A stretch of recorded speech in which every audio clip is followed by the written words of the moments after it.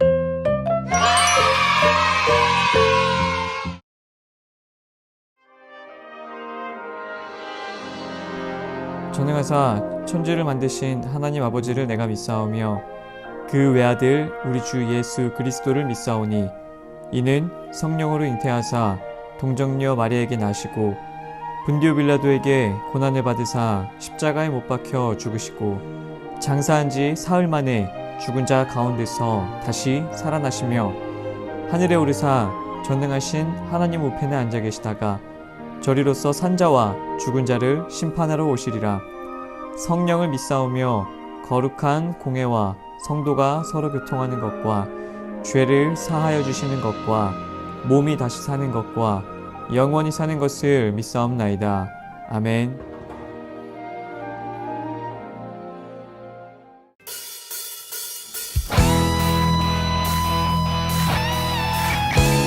여호와를 기뻐하는 것이 우리의 일입니다. 다른 것에 소망을 두지 않고 오직 주님 앞에 소망을 둡시다. 할렐루야.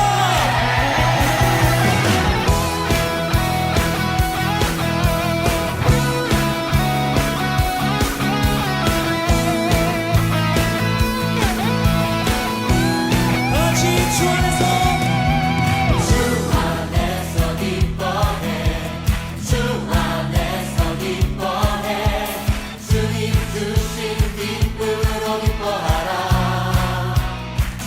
주 안에서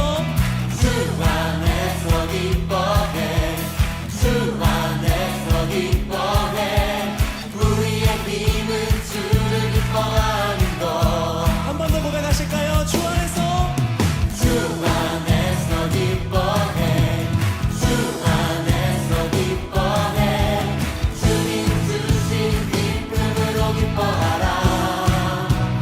주 안에서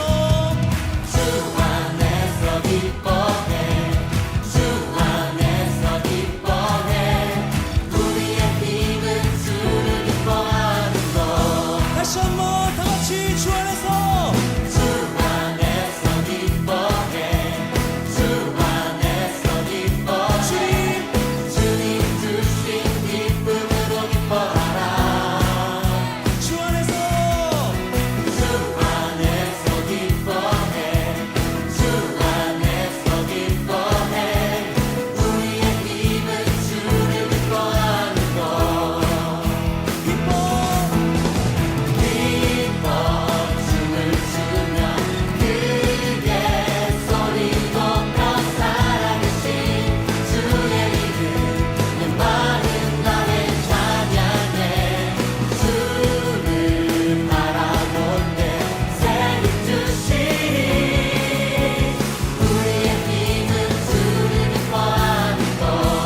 네, 여러분 이제 좀 익숙해지셨죠? 다 같이 다시 한번 체험합시다. 주 안에서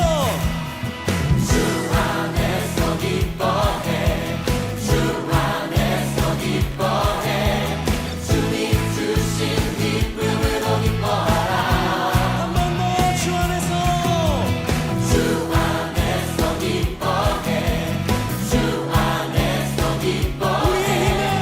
우리의 힘은 한 번 더 찬양합시다. 주 안에서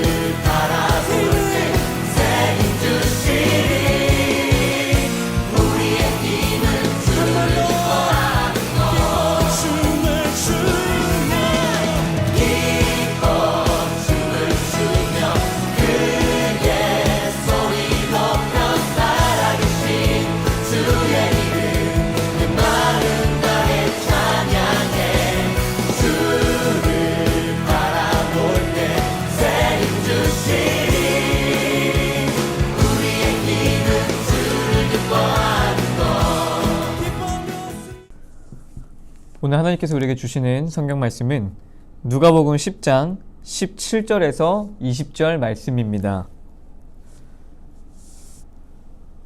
70인이 기뻐하며 돌아와 이르되 주여 주의 이름이면 귀신들도 우리에게 항복하더이다.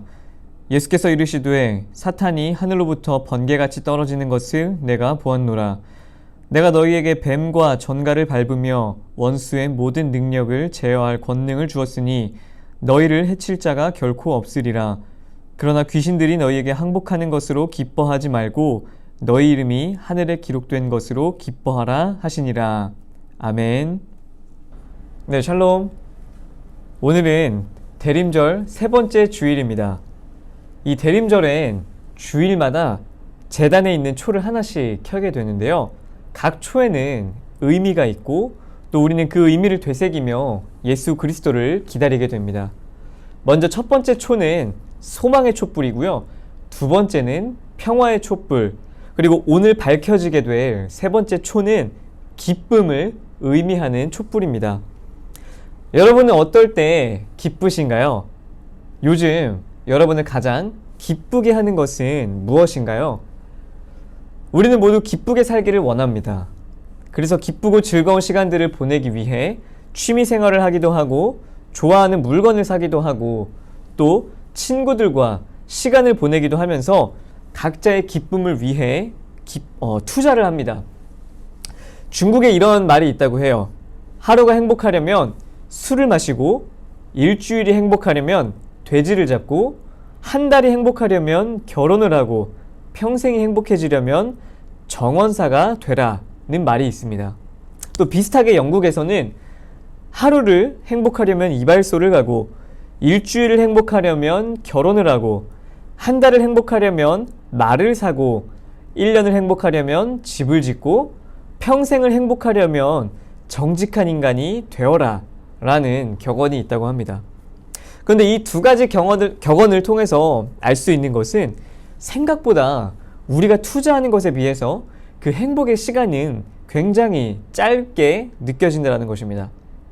이 결혼이라고 하는 게 고작 일주일이나 한 달의 행복이라고 여겨진다는 것은 참 충격적이네요. 이 사람들이 이런 투자를 통해 행복의 순간을 맛보려고 하는데 그 기쁨은 잠깐인 것이라는 이야기입니다. 빌립보서 4장 4절에는 주 안에서 항상 기뻐하라. 내가 다시 말하노니 기뻐하라고 이야기를 합니다. 성경에서는 잠깐 기뻐하기 위해 막대한 투자를 하라고 하지 않고 항상 기뻐하라고 이야기를 합니다. 주 안에서 기뻐하라고 했는데 세상 사람들이 말하는 기준으로 예수님의 삶을 우리가 보게 된다면 예수님은 행복한 삶을 사셨다고 말하기가 힘들 것입니다. 예수님은 사실 결혼의 기쁨도 경험하지 못한 총각이셨고요. 더군다나 집을 사서 행복해 하신 경험도 없으십니다. 예수님께서 말씀하시길 여우도 굴이 있고 공중의 새도 집이 있으되 인자는 머리 둘 것이 없도다 라고 하셨습니다. 이처럼 세상 가치로 따진다면 예수님처럼 재미없게 살았던 사람은 아마 드물 것입니다. 하지만 우리가 주 안에서 누리는 기쁨은 세상 사람들이 누리고자 하는 기쁨과는 차이가 있습니다. 주 안에서 누리는 그 항상 기쁨은 우리의 이 감정적으로 기뻐하는 것과는 차이가 난다는 건데요. 예수님께서도 슬퍼하실 때가 있었습니다.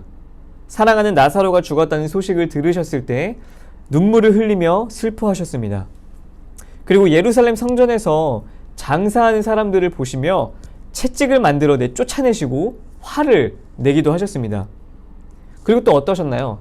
십자가에 못 박혀 돌아가실 때에는 하늘을 바라보며 울부짖으시고 절망하셨습니다.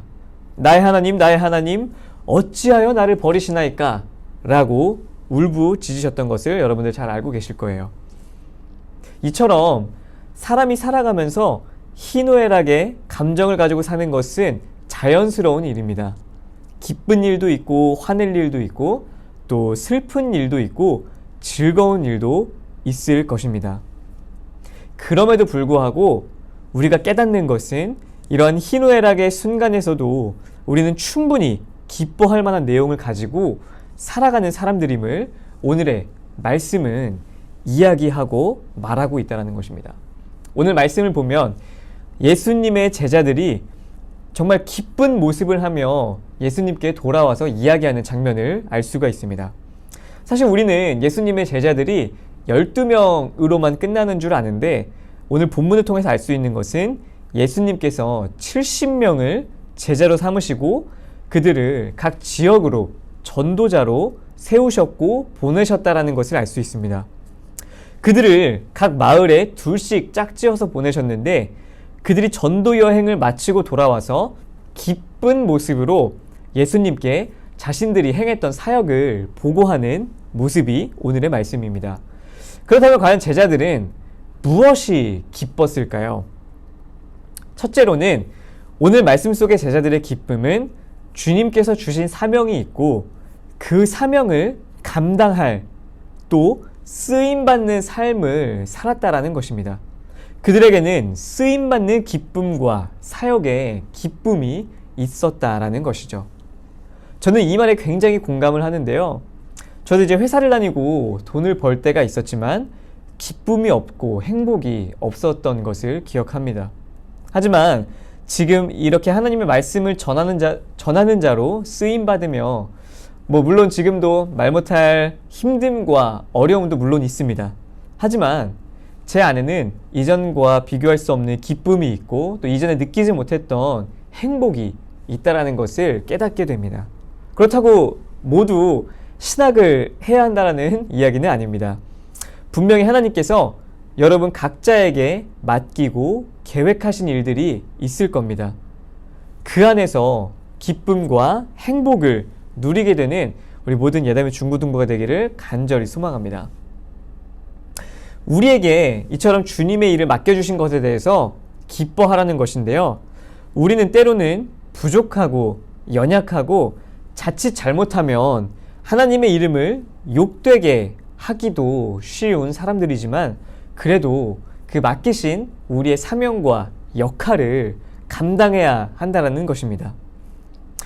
오늘날에도 우리가 주님의 그 사역을 감당하면서 영적인 기쁨을 누리게 될 것이라는 것입니다. 또 이러한 사역을 감당할 때에 하나님의 도우심을 체험하게 되는 것이라는 거죠. 이것은 주님의 일들을 감당하는 자에게 주시는 기쁨이 되는 것입니다. 그런데 요즘에 제 모습을 보면 수고하기보다는 편안하게 그저 잘 짜인 환경에 정착하고 싶어하는 모습을 보일 때가 참 많습니다. 물론 이런 것도 그 나름의 축복이고 기쁨이지만 우리가 주님 앞에 섰을 때 그 수고하고 땀 흘렸던 사역을 보고하는 것보다는 기쁨이 덜할 것이라는 것입니다. 우리에게 있어서 주님의 그 사명을 감당할 수 있다라는 것 자체가 기쁨이 되어야 한다는 것입니다. 그리고 그 안에서 누리는 영적인 능력이 또한 우리의 기쁨이 되어야 할 줄로 믿습니다. 이 제자들이 또 느낀 두 번째 기쁨은 바로 예수를 믿는 자들의 이름이 구원의 책에 기록되어 있다는 것입니다. 바로 우리 성도들에게는 구원의 기쁨이 있다라는 것입니다. 예수님께서도 제자들의 모습을 보면서 기뻐하셨어요. 그리고 제자들이 전도하러 갔을 때에 18절의 말씀을 보시면 사단이 하늘로서 번개같이 떨어지는 것을 내가 보았노라 라고 말씀을 하셨습니다. 그만큼 제자들이 감당했던 사역은 굉장히 강력한 것이었습니다. 사단이 하늘에서 떨어질 정도로 악한 권세에 맞서는 강력한 힘이 그들의 전도 사역 가운데 있었던 것입니다. 그런데 예수님께서는 그것보다 더 기뻐해야 할 것이 있다는 것을 말씀을 통해서 분명히 이야기하고 계십니다. 바로 20절 말씀인데요. 그러나 귀신들이 너희에게 항복하는 것으로 기뻐하지 말고 너희 이름이 하늘에 기록된 것으로 기뻐하라 라고 이야기를 하십니다. 제자들이 그런 영적인 능력으로 귀신을 항복하게 한 것이 그것만이 기뻐할 것이 아니라는 것입니다. 그것보다 더 기뻐해야 할 것이 있다라는 이야기인데요. 그것이 바로 우리들, 지금의 예수 그리스도를 믿는 우리들이 항상 기뻐할 수 있는 이유가 이것이라는 것입니다. 바로 우리들의 이름이 하늘에 기록되었다라는 것인데요. 요한계시록 20장 15절 말씀에는 누구든지 생명책에 기록되지 못한 자는 불못에 던지우더라 라고 이야기를 하고 있습니다. 제자들이 분명 예수 그리스도의 이름으로 귀신들을 쫓아내며 영적인 능력을 체험하는 것도 기쁜 일입니다. 하지만 예수 그리스도는 단순히 우리가 귀신을 쫓아내라고 우리에게 주신 이름이 아닙니다. 예수 그리스도의 이름은 바로 우리들을 구원하시고자 하는 유일한 이름인 줄로 믿습니다. 우리가 주님의 사역을 감당하면서 귀신을 쫓아내지 못하고 영적인 기적을 체험하지 못할 때도 분명히 많습니다. 하지만 무엇보다 우리가 기뻐해야 하는 것은 우리가 예수 그리스도를 하나님의 아들이며 구세주로 믿는 그 믿음을 통하여서 우리의 이름이 하늘의 생명책에 기록되었다라는 사실이 우리가 기뻐해야 하는 일일 것을 이 시간 기억하시기 바랍니다. 여러분들은 이 땅에 살면서 여러분들의 이름이 어디에 새겨지는 것이 가장 귀하다고 생각하시나요? 물론 좋은 대학의 졸업장이나 요즘같이 취업하기가 쉽지 않은 때에 우리들의 이름이 합격 명단에 들어가는 것은 정말 기쁜 일일 것입니다.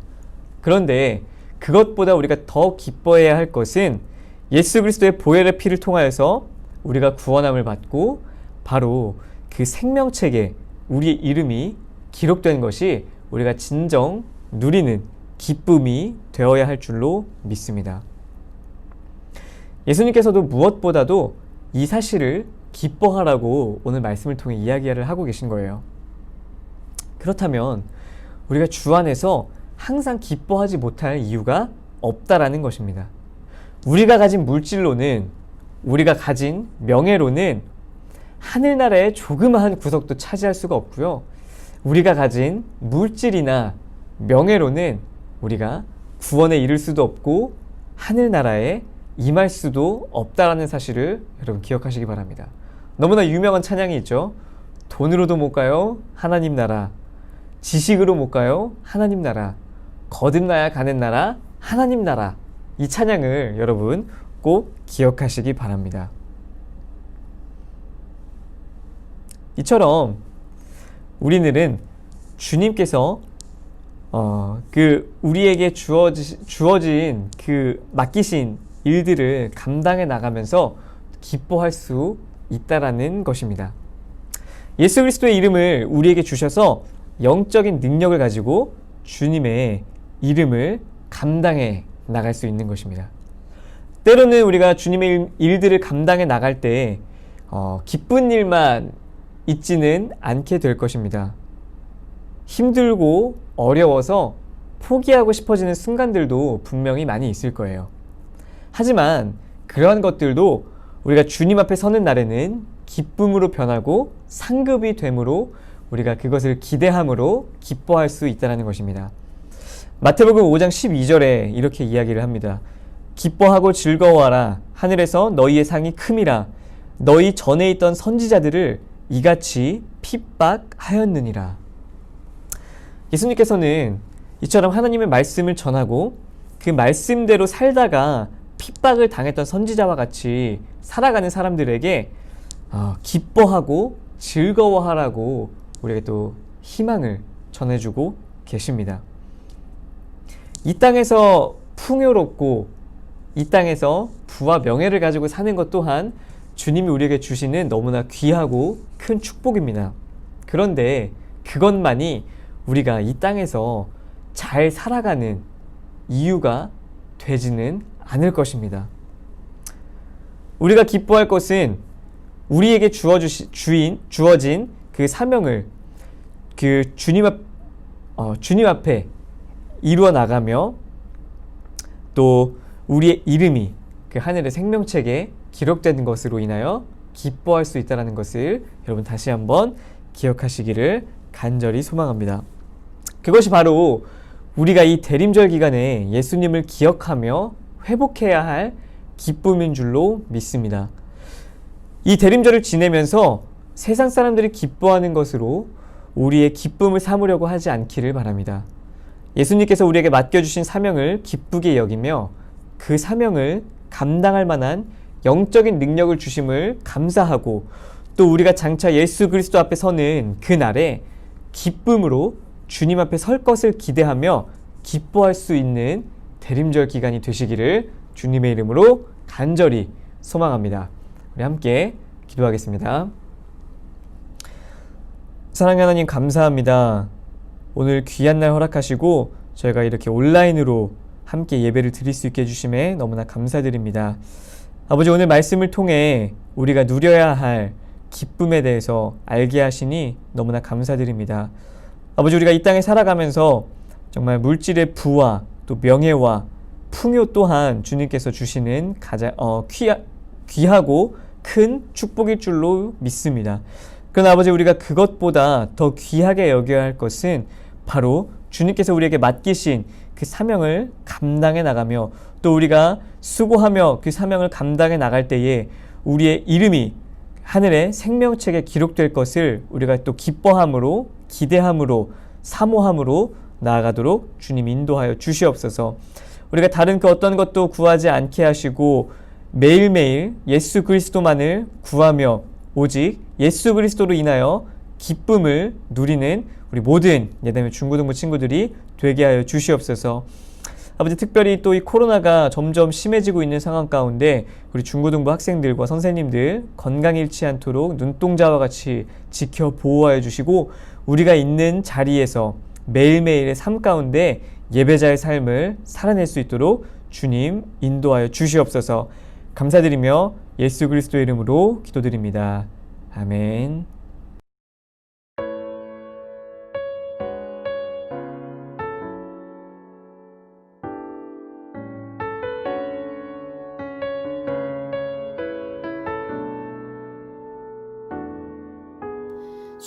주님 다시 오실 때까지 나는 이 길을 가리라.